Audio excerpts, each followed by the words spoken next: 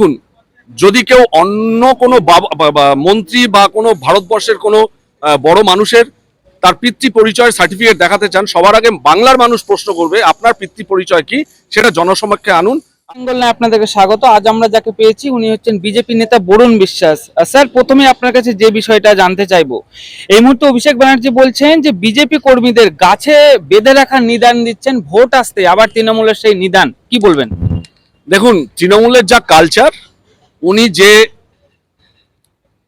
যেখান থেকে জন্মগ্রহণ করেছেন, তাদের যে পারিবারিক সংস্কৃতি বা তৃণমূল পার্টিতে এসে যে যখন হঠাৎ করে নেতা হয়েছেন, তার যে সংস্কৃতি, সেই ভাবধারাটা উনি বজায় রেখেছেন। এটা আমরা অবাক নই।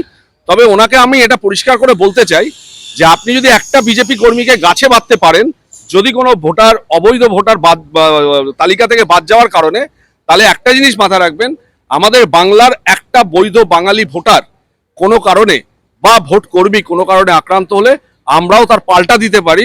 আমরা 1 লক্ষ বাঙালি নিয়ে আমরা কিন্তু আপনাদের পার্টি অফিসগুলো ঘেরাও করতে পারি।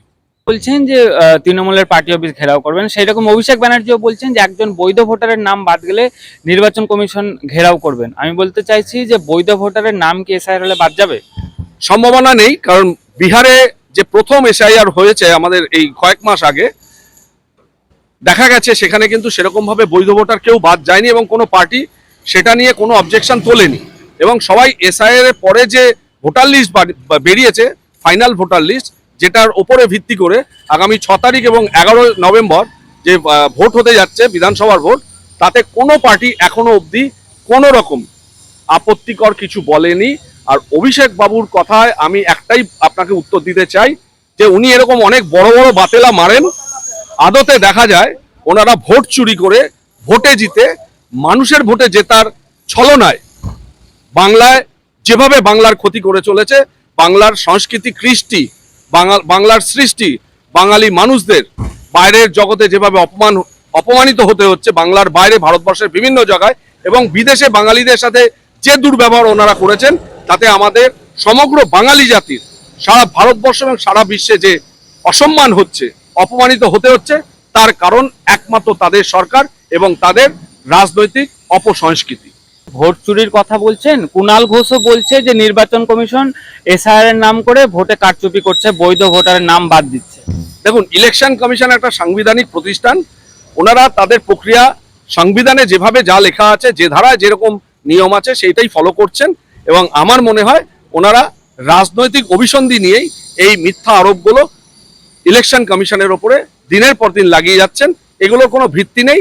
আর তৃণমূল একটা বিনা আদর্শবাদী, ভিত্তিহীন, রাজনৈতিক সংস্কৃতিহীন একটা পার্টি। এর জবাব দেওয়াটা আমার মনে হয় খুব যুক্তিযুক্ত হবে না। অভিষেক ব্যানার্জি বলছেন যে অমিত শাহের বাবার জন্ম সার্টিফিকেট দেখাতে পারবে, এই ভাষায় আক্রমণ করছেন। দেখুন, যদি কেউ অন্য কোনো মন্ত্রী বা কোনো ভারতবর্ষের কোনো বড় মানুষের তার পিতৃ পরিচয় সার্টিফিকেট দেখাতে চান, সবার আগে বাংলার মানুষ প্রশ্ন করবে আপনার পিতৃ পরিচয় কি, সেটা জনসমক্ষে আনুন। আপনার শিক্ষাগত যোগ্যতা কি, সেটা জনসমক্ষে আনুন। বা আপনার রাজনৈতিক অভ্যুত্থান কবে ঘটেছে, কটা বিপ্লব করেছেন, কটা আন্দোলন করেছেন রাজনৈতিক, সেটা জনসমক্ষে আনুন। তারপর অন্য রাজনৈতিক যারা 30 বছর, 35 বছর, 50 বছর ধরে রাজনীতি করেছে, তাদের পৈতৃক পরিচয় বা তাদের বংশ পরিচয় চাওয়ার অধিকার তখন জন্মাবে। এখন উনি রাজনীতিতে শিশু, অতএব শিশু কখনো এইভাবে প্রশ্ন করতে পারে না। যারা অভিজ্ঞ রাজনীতিক, যারা ভারতবর্ষ চালাচ্ছে, যারা দেশের সম্মানকে অটুট রেখে সারা বিশ্বে ভারতবর্ষের উন্নতশীল করে তুলেছে, তাদের কাছে তাদের পিতৃ পরিচয় চাওয়ার কোনো যোগ্যতামান ওনার আছে কিনা আমার সন্দেহ আছে। আপনার কাছে আমার শেষ প্রশ্ন, 2026 আসন্ন বিধানসভা নির্বাচনে বিজেপির মূল হাতিয়ার কি হতে চলেছে? দেখুন, হাতিয়ার অনেক আছে, কিন্তু এটা পার্টিগত সিদ্ধান্ত কোন হাতিয়ার নিয়ে বিজেপি 2026-এর ইলেকশনের সামনে লড়াই করবে।